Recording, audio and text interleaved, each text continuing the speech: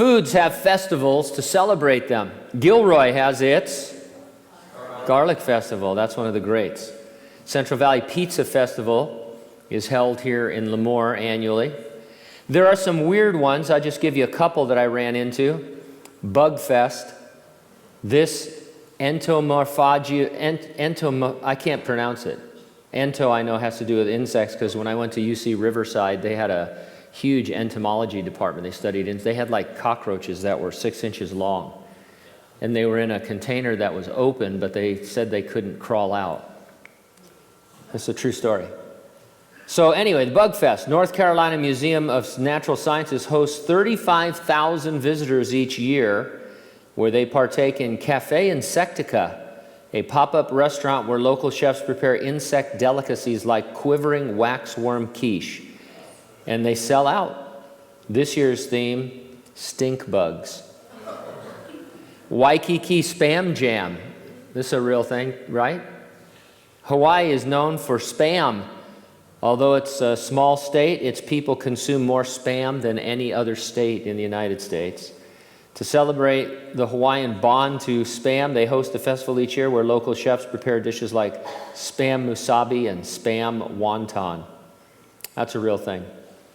One of the Lord's annual festivals involves a non-food yeast.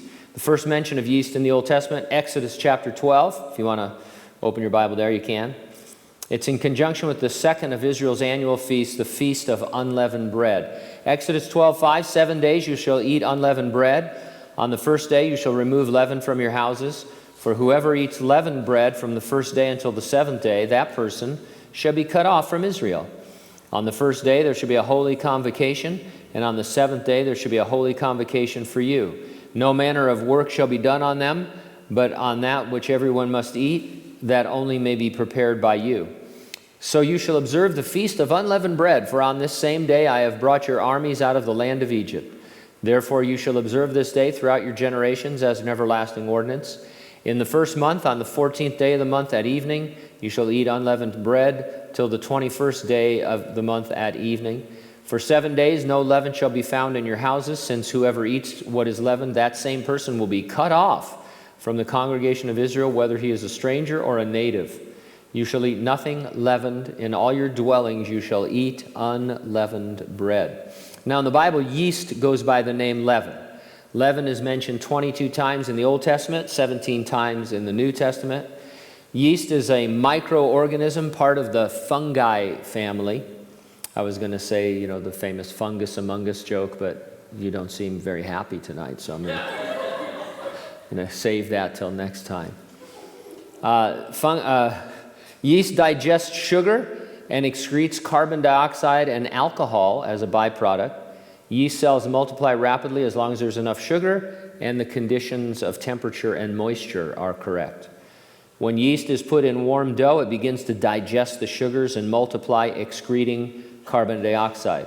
The carbon dioxide bubbles are trapped in the dough. The bread then gets puffed up with air pockets created by the yeast after it is baked, allowing the bread to be fluffy and substantial rather than to remain flat.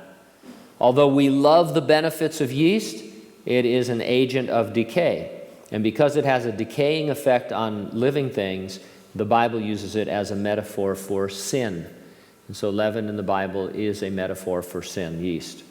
Here's a New Testament use of the word in 1 Corinthians chapter 5 to show you how it's used. Do you not know that a little leaven leavens the whole lump? Therefore purge out the old leaven, that you may be a new lump, since you are truly unleavened. For indeed Christ our Passover was sacrificed for us.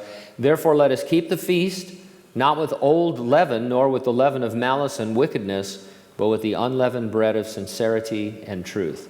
And so the Apostle Paul there writing used leaven to describe the spread and the growth of sin in the Corinthian assembly. We'll return to those verses, by the way, in a few minutes as we make an application of some of these things. So you might want to keep a watch on that.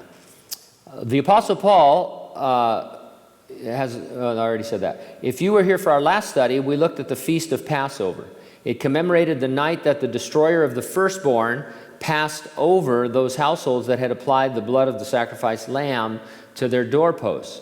Passover was the 14th of the Jewish month Nisan. We just read that the Feast of Unleavened Bread began on the day after the Passover, and it continued for 7 days. The lamb was slain on the 14th day at sunset, which ended the day. The Feast of Unleavened Bread began immediately after sunset, which would obviously be the 15th day. Feast of Unleavened Bread lasted 7 days from Nisan 15 until Nisan 21. And then we'll see next time that the third of the spring feast, which is the Feast of First Fruits, also occurred during these dates. And so you have Passover, Unleavened Bread, First Fruits, all happening within a week's period of time, starting on the 14th of Nisan. As a reminder, this Hebrew word for feasts is moedim, and it means appointed times. They weren't necessarily feasts the way we understand. They were appointments with God where certain things took place. Day of Atonement, for example, no feasting took place. It was a fast day. And so don't think in terms of Thanksgiving where you're going to scarf yourself full of food. They are appointments that God put on a calendar, 7 of them, which tell a story. He carefully planned and orchestrated the timing and sequence of each of the feasts to demonstrate the work of redemption through Jesus Christ. I was struck the other night, or actually last night, we had a memorial service here for Ray Reese, and it's interesting. God has gone to such great lengths to illustrate spiritual truth for us because he wants to make sure that we understand it. And when I do a memorial or a funeral, I use the illustration of garments. Whereas, we have filthy garments as human beings. If God sees us in our natural state, we're dressed in filthy rags. The best that we can do still leaves us far short. But God, in Jesus Christ, has taken that upon himself, and then he offers us a robe of righteousness, which is necessary to get into heaven. And so people can grab that idea. And then they can say, oh, that's what it means to believe in Jesus Christ, or to accept Jesus Christ, or to receive Jesus Christ. It's an illustration. And so these feasts, as we go through them, they are illustrating God's work of redemption. And we saw last time that Jesus was the Passover lamb. He fulfilled all that symbolism, and now he's going to fulfill the Passover, or the feast after Passover, unleavened bread.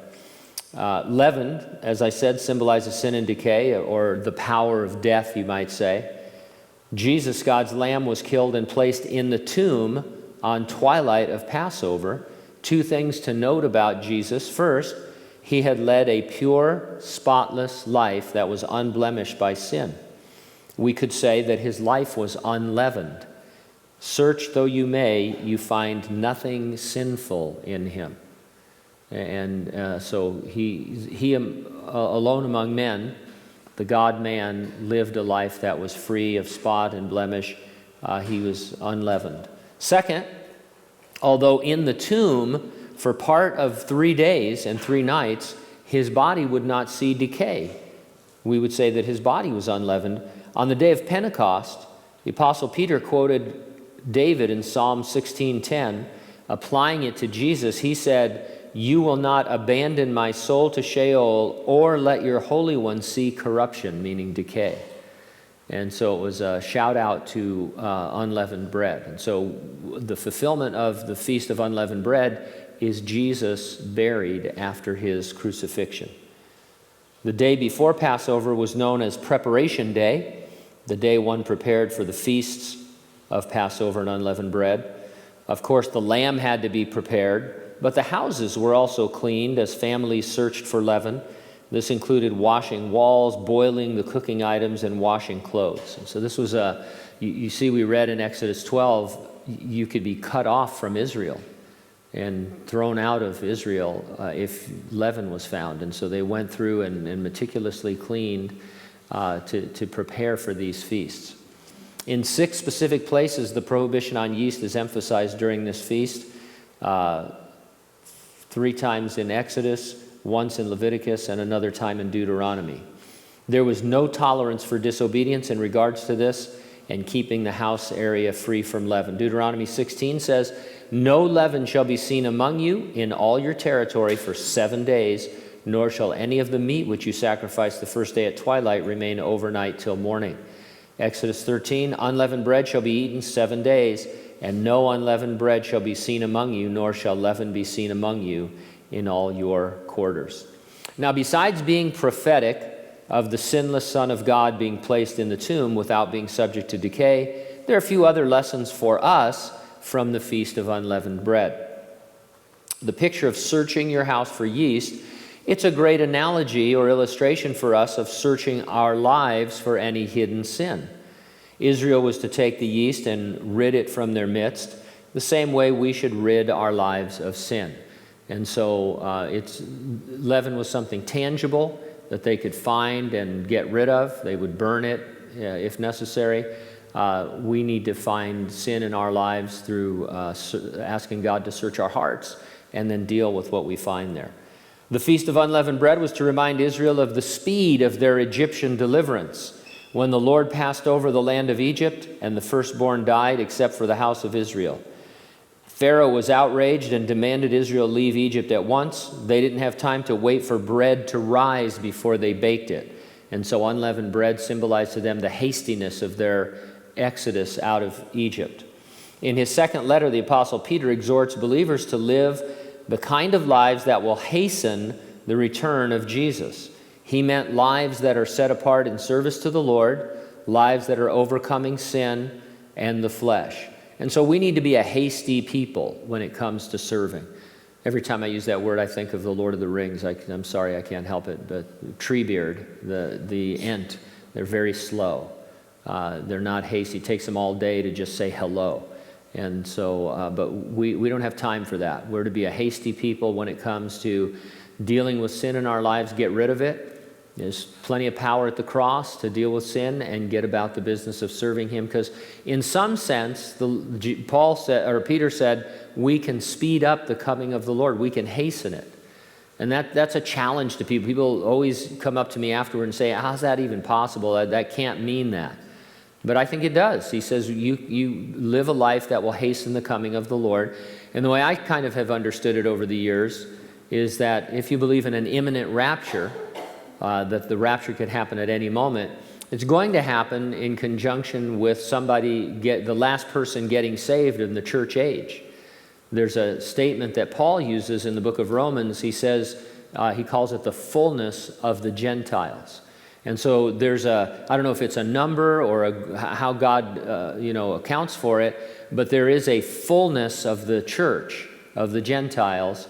And once that is achieved, then the Lord will resurrect the dead in Christ and rapture living believers. And so obviously, if we can get the gospel out to more people, we would be hastening that day. It could happen any day, but obviously we want to get the gospel out. And so that's the kind of people that we want to be, a hasty people with the gospel. Now, the primary application of unleavened bread to us as believers in the church age, I think, comes from the verses I quoted earlier in 1 Corinthians chapter 5. So let's read them again. Paul says, "Do you not know that a little leaven leavens the whole lump? Therefore purge out the old leaven, that you may be a new lump, since you truly are unleavened. For indeed Christ our Passover was sacrificed for us. Therefore let us keep the feast, not with old leaven, nor with the leaven of malice and wickedness, but with the unleavened bread of sincerity and truth." Now, none of that makes any sense unless you understand what we've been talking about, Passover and unleavened bread. And even though the Corinthian church was a Gentile church, Paul could use these analogies because they were well aware of the Jewish calendar and the feasts. But let me give you the context of that exhortation. Why is he telling them that? Well, he was dealing with sin, severe sin in the church at Corinth. Specifically, if you read the verses preceding that, there was a man professing to be a believer who was having sex with his father's wife. The Corinthians were tolerating it, even celebrating it, as an example of how gracious they were and how magnanimous they were. Paul's counsel was to put the man out of the church immediately, removing him from the spiritual protection of the church in hope that he would repent. Paul saw the situation as a potential danger to the whole church. What's always interesting, you have to stop for a minute and remember, this was a letter that would be read aloud to the church. This wasn't a personal correspondence this wasn't email from Paul to the pastor, giving him some advice on how to handle a situation. The church would be gathered.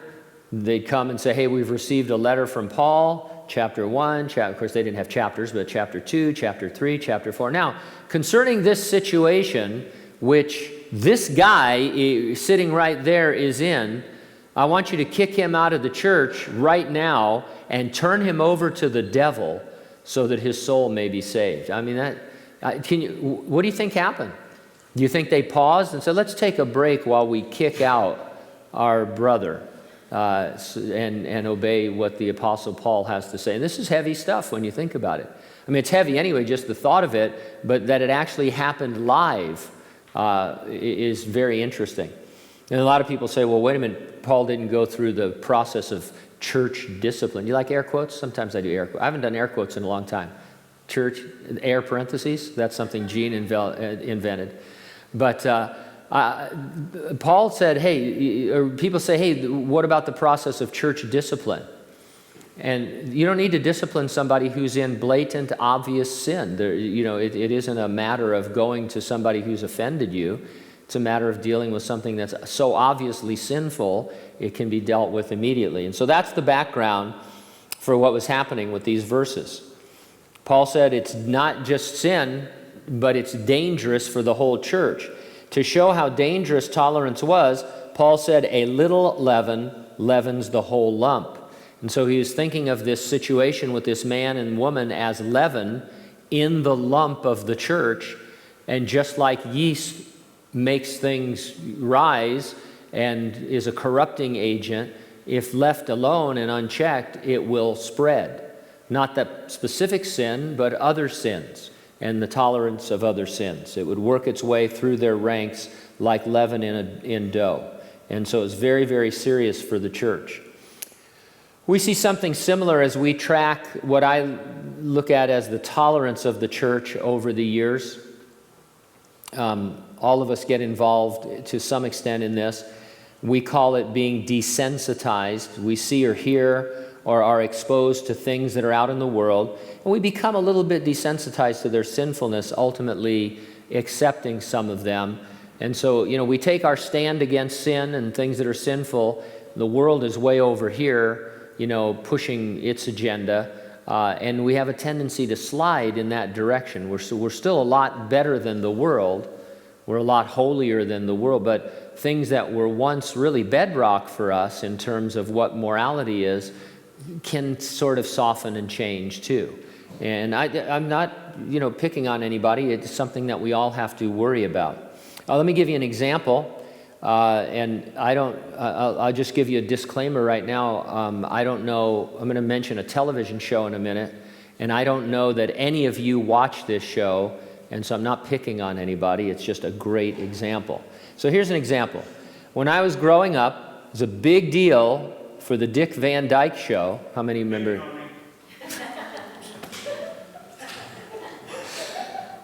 Get that guy out of here.